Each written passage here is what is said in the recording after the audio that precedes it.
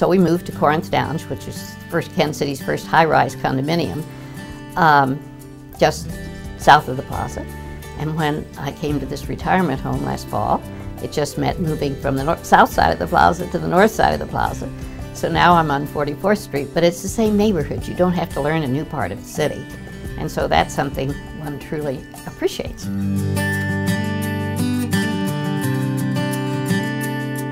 Well, I'm a widow. My 2 children are delighted. They're just thrilled. Because I think if you live out of town, you really do worry about your mother. And I think as much as anything, they're probably the ones that got me here, because I didn't like to see them worrying. And they worry about a woman living alone, although I had a lot of security.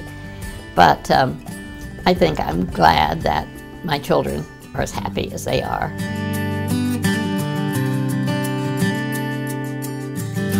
I have a friend living here with her husband. I was in their wedding 62 years ago. So, you know, it's fun to have lifelong friends. Another gal that's here, a lady that's here, Mrs. Branton, I was picking her up for church. We went down to Grace and Holy to the 8 o'clock service, and I was picking her up every Sunday morning, and various associations. So it's been a very comfortable place for me to move. And I think that's true of many others, because since I've been here, I keep running into people that I've worked on projects with somewhere over the last 50 or 60 years, and we all get a kick out of reminiscing. And this is a place that has a lot of conversation. I had Peggy and Terry Dunn for dinner not long ago, and halfway through the dinner, Peggy looked at me and she said, "This is a noisy place." I thought, "Oh dear, what's our problem?"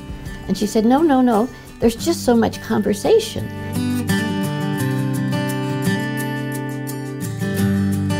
There's a lot of sociability here, and we keep it mixed. A lot of us like to meet at the pub at 5:30. And you don't know who you're going to sit down with, because whoever happens to be there and have a place at their table. And that usually ends up then who you go into the dining room. However many people sit down, you need a table for 4 or 5 or 6, fine. And I think that's very nice. It's very comfortable, and you keep meeting new people, and all ages seem to like that. And you know, if they're couples that would rather eat by themselves, they just go and get dinner, you know.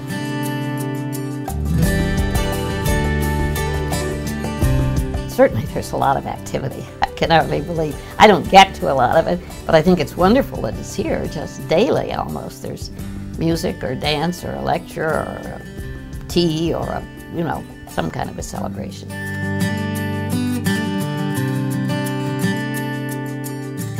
And then we have the bistro, which is such a delight, and I have a lot of friends who like to do that. Stop off and maybe have breakfast after church on Sunday, or meet for lunch, or whatever. Or you're on your way somewhere and you really don't have time to go somewhere else for lunch, but you can get in the bistro and eat very pleasantly.